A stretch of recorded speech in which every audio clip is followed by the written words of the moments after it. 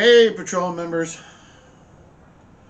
Welcome to another edition of the Mojave Patrol. And tonight we have to broadcast from the headquarters because everything else is in disarray, total disarray. Right now I'm having my house painted. As you can see here, right over here, you'll see my house is being painted. And everything is discombobulated.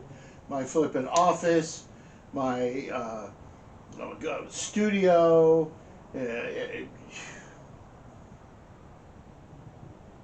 Yeah, yeah. It's all in disarray. And then, right in the middle of that,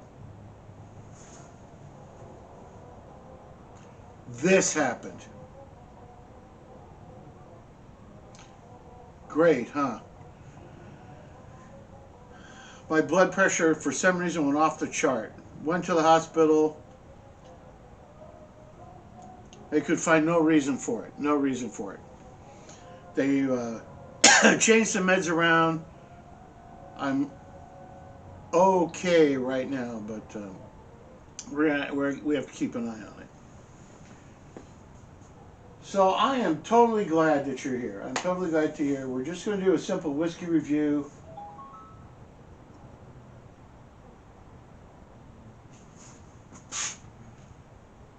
And yeah, we're going to do a whiskey review and cut. Scene 2. So just out of the blue, my battery went dead. My battery went dead. Dead as a stone. Anyway. But because I couldn't make a video for Halloween, I'm still going to tell you a spooky story.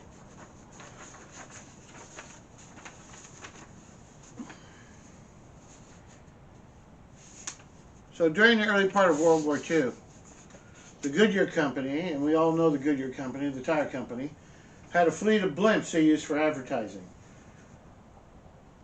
They donated a lot of these blimps to the United States Navy so they could patrol off the eastern west coast of the United States looking for submarines. Each blimp was equipped with two .30 caliber machine guns and two depth charges. And of course it had a crew of 2 men on board the submarine. Well, on August 16th of 1942, the blimp L8 took off from Treasure Island in San Francisco Bay to conduct a submarine patrol off the coast of California. The L8 reported an oil slick. Actually, there was a trawler out to sea that had reported an oil slick. So the L8 went to investigate it. After a short while, the L8 finds the oil slick, and a trawler and another fishing vessel are watching the L8 circle the oil slick. The L8 reports back to Treasure Island via radio that it is investigating the situation, and for the radio station in Treasure Island to stand by. Well, patrol members, that is the absolute last time anybody ever hears from the L8 again. For half an hour, they watched the L8 patrol or circle the oil slick, and then proceeds on a leisurely course back towards San Francisco. From then on, the rest is shrouded in mystery. About 2 hours later, people in San Francisco see the L8 and traveling by the Bay Bridge, or the Golden Gate Bridge, heading towards San Francisco. People down at the beach, on the beach at Ocean Beach, watch the L8 come in, slowly descending, and it strikes the cliff and rebounds up in the air and keeps on going. Well, about 2 hours later, the L8 gets snagged in some power poles and crashes into the streets of Daly City.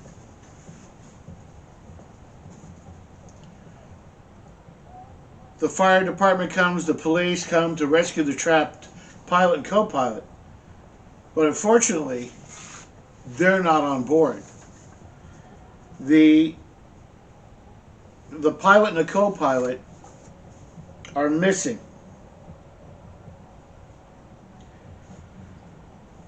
The two men are Ensign Adams and Lieutenant Cody. They're never seen again. No one in the trawler or the fishing boat saw them jump from the gondola of the L8.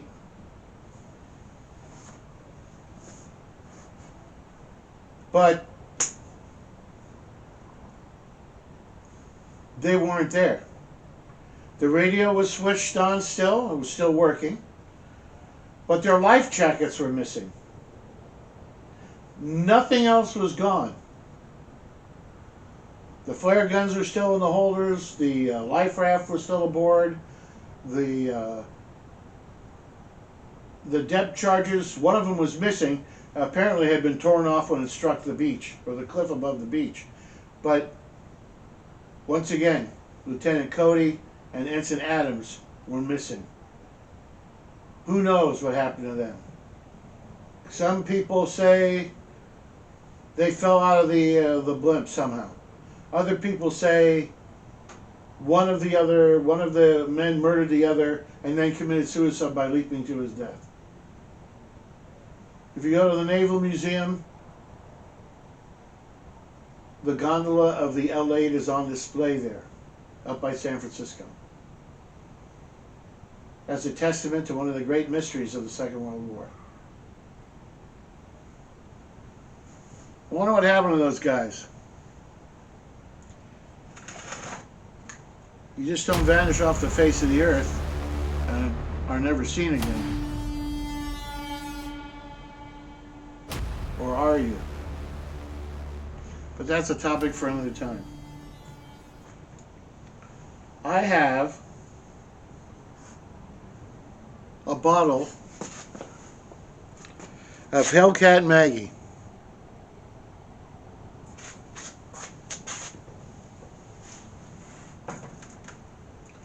And I have a great cigar.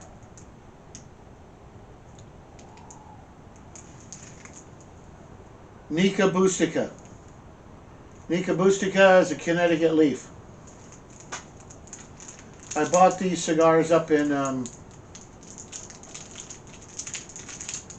Oak Glen when Mrs. Patrol and I went up there for apples. Man, is that a beauty. It's capped at both ends. Capped at both ends.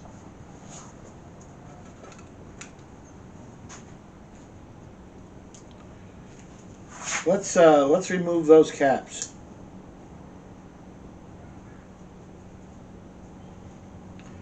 First, there's a small band down at the front of the cigar. I'm going to remove the top cap.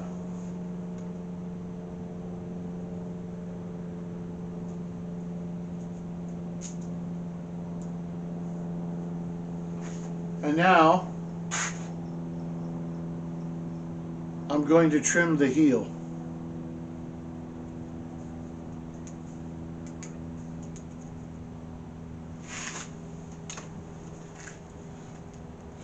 Let's check out that draw. I'll just leave that there. Oh, that's got a nice grassy smell. Oh, very good, very good. Nice and grassy.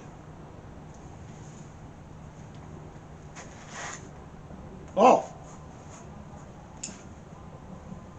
it's got an excellent draw.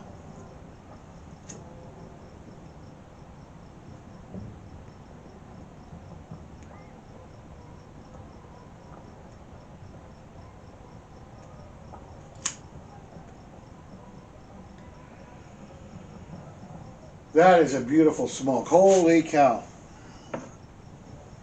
So I paid about $11 for this cigar. And it's excellent. Excellent. Mmm.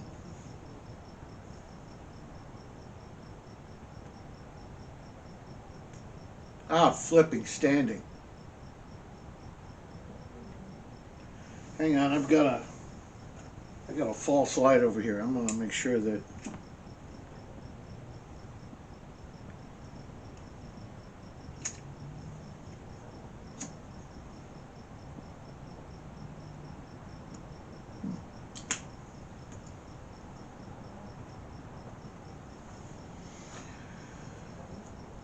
yeah, it's been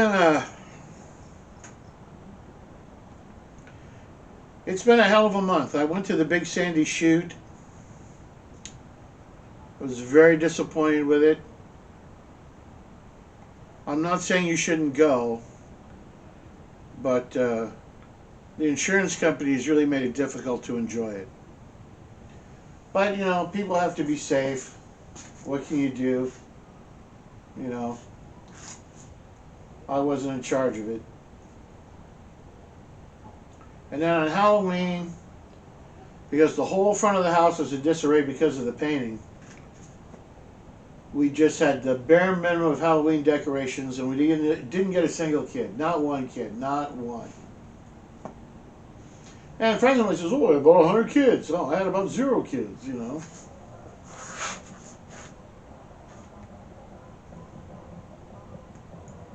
And then we're traveling to Georgia. We're going to have an early Thanksgiving with the kids up in Tehachapi. It's just a lot. It's just a lot. And somehow I managed to end up in the hospital with astronomically high blood pressure. Go figure. And then I have no convenient way to make a video. Like I said earlier, my studio is total disarray. My office, I can't even film my office because I got stuff stored in there because of the painting.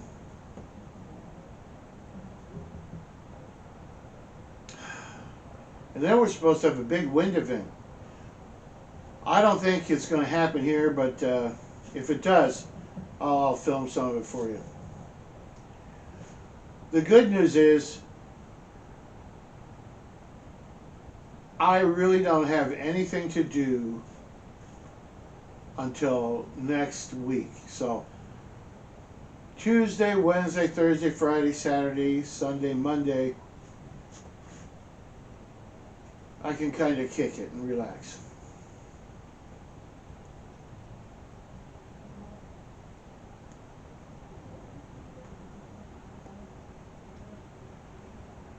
I'm not going to do it now, but I'm going to have a video coming up here about all the stupid things. I mean, okay, if you're YouTube watchers, you watch YouTube, and you've seen all the commercials for the super shovel that's a hiking staff and an axe, and the flamethrower lighter, and the flashlight that's so bright that people on Mars can see it, and if you mix baking soda and cherry Coke together, and then pour a little apple cider vinegar in it, you'll please your woman for hours, and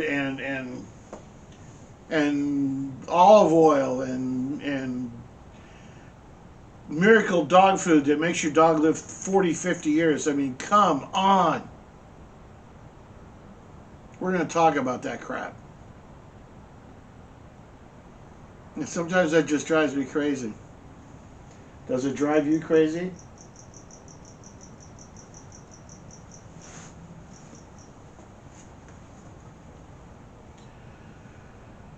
So I just saw another short, and of course I'm in it. James May made another short, and it showed my review of his gin, and I really appreciate that because I'm a giant fan of James May, and I paid attention to everything he said pretty much in Top Gear and the Grand Tour, you know. And I felt kind of weird clicking clicking like on a video that was talking about me.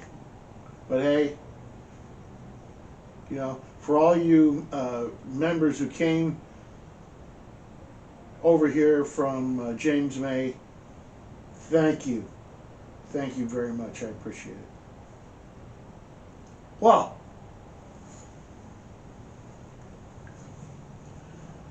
let's have a little touch of this Hellcat Maggie. Hellcat Maggie. I got this in Flagstaff at Walmart.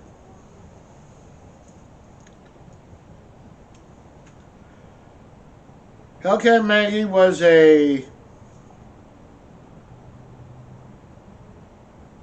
known criminal in Manhattan's Five Points district and a member of the notorious Dead Rabbits gang.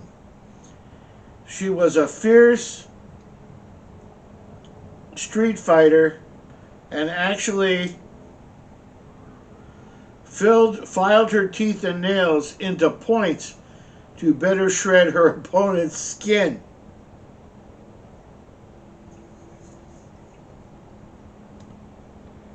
Hellcat Maggie, 5 Points, Manhattan. Irish whiskey, a unique blend of the finest Irish craftsmanship and American know-how.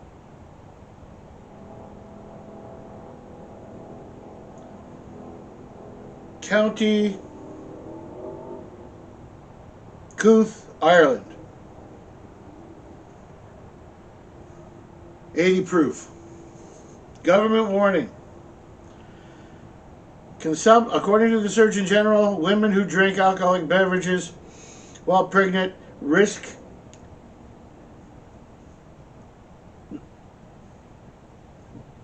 face the risk of birth defects. Drinking alcoholic beverages may impair your ability to drive a car or operate machinery, and may cause health problems. Any one of those things. So let's crack this open. Ooh, nice crack.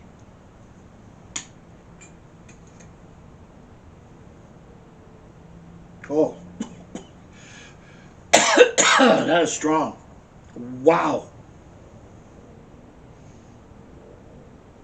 You know, I smell a little of the Bowery in there.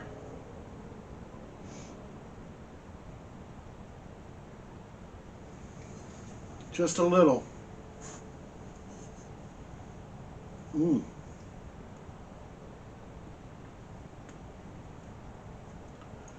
Unfortunately, I don't have any grape Kool-Aid, ladies and gentlemen. I'm really sorry. I'm sorry I'm breaking that tradition tonight, but I'm out, and I didn't have a chance to get more. So let's pour.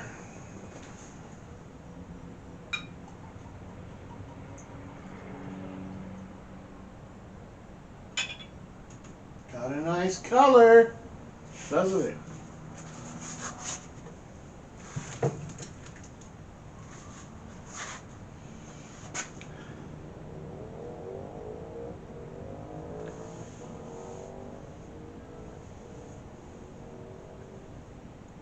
L'chaim.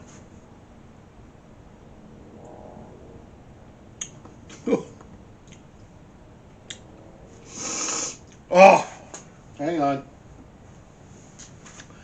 There's not much of a Kentucky hug. I'm a little disappointed there.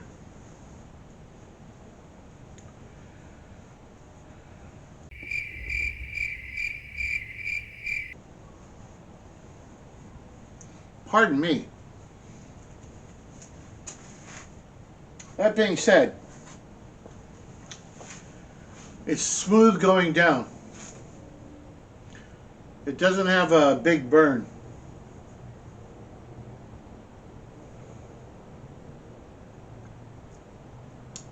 Yeah,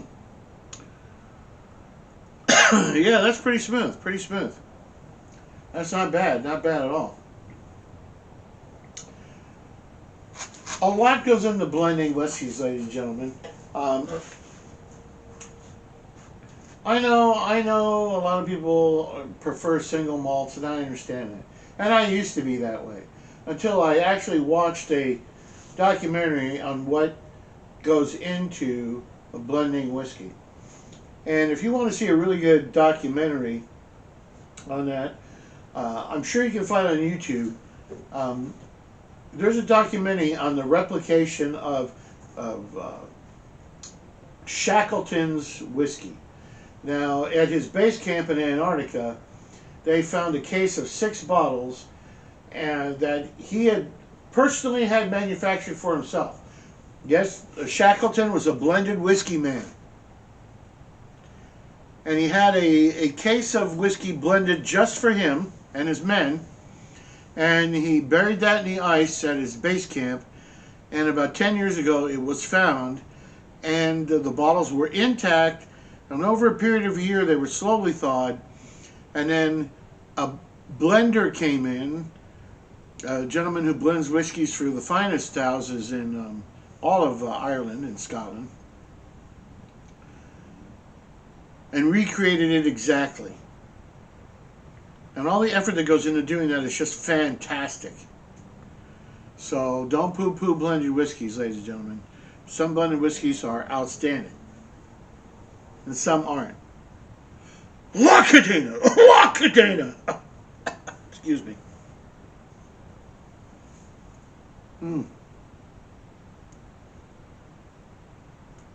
Yeah, never sell blended whiskey short. Never do that.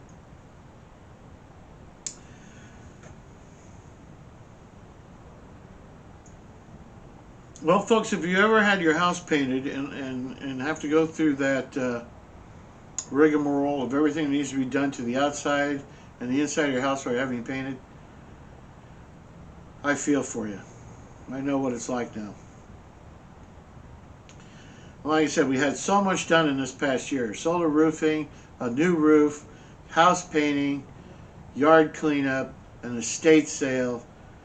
It was just a lot in a short period of time. I'm never going to do that much stuff at once again. Never.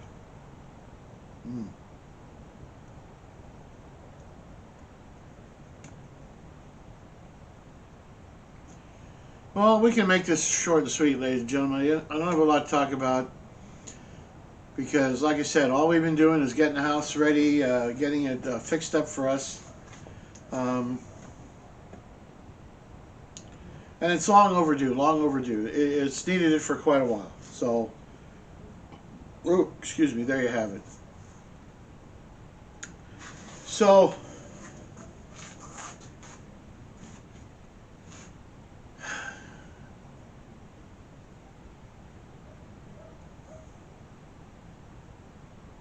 here's to all you patrol members out there. I really appreciate you watching my videos. More to come, hopefully better, when I get all this straightened out. And to the Army and the Navy and the battles they have won, here's to the flag of freedom whose colors never run.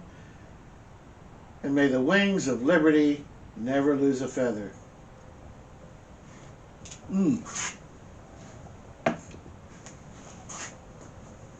Later, Mater. Daddy! Gee, Mom was counting on that Jell-O cake for Johnny's Scout meeting tomorrow. Okay, Daddy. It's so easy to make a cake with Betty Crocker cake mix. I'll make her another one. White cake, devil's food, yellow cake. It's a good thing her mom's modern. I'm Betty Crocker. With my yellow cake mix, all you do is add water and a couple of fresh eggs. The other ingredients are in the package. Same fine things you'd use right in your own home. You'll get a perfect cake just like this, or write General Mills, Minneapolis, Minnesota, and they'll send your money back. A high cake, a light cake, a better tasting cake. And don't think it isn't. That's why Betty Crocker herself says, I guarantee a perfect cake every time you bake, cake after cake after cake.